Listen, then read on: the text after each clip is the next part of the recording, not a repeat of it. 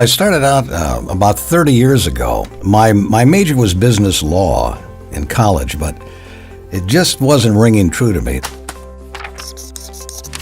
Somebody in my class said, well, why don't you get into some broadcasting classes? From that point on, it was just, a natural thing to do. I started an agency for audio, actually, because television never understood, at that time, a need for good audio.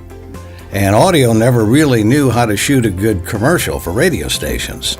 So I kind of started bridging the gap that way. As I got older and I got slowly out of the game of advertising, so to speak, then I said, well, let's go back to it.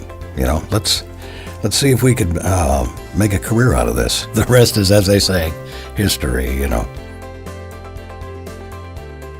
I just received the International Voiceover Artist of the Year. That was very rewarding. I also got a 9-part series. It's a YouTube series called The Merciful Servant, which has got over 1 million views by now. Most recently, I did a voiceover for a game company.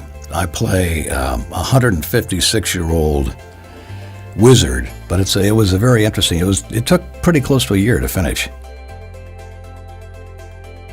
I would say, number one, have a thick skin. You have to be prepared to be turned down, but don't let that stop you.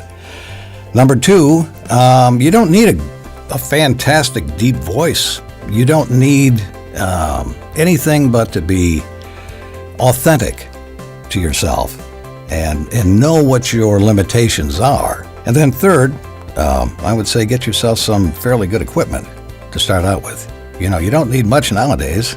You just need a laptop and a good microphone. You have to really do a little soul searching and find out what your strength is. Because if you can do impressions and if you can do accents, that's good. But they got to be real. They got to be right on the money. I get a lot of British requests. They range, especially British accents, range 10, 12, 14 deep. So then you have to go back in. You say, I'm not really sure what Manchester sounds like, but I know what BBC sounds like.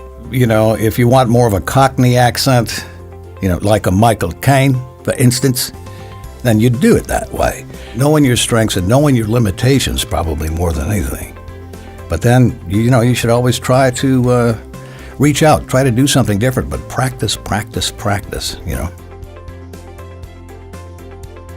I'd say it's probably one of the, if not the premier site for voiceover talent, and also being on the other end of it as a producer and a director.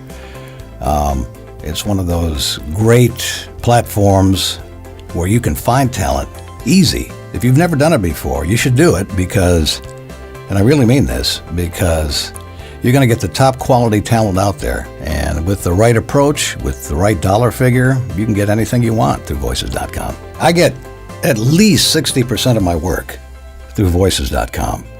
I couldn't survive without it. And it protects you. It protects you and it protects the client. And if I do have a problem with voices after 30 days, I just contact you guys and you're off to the races protecting me.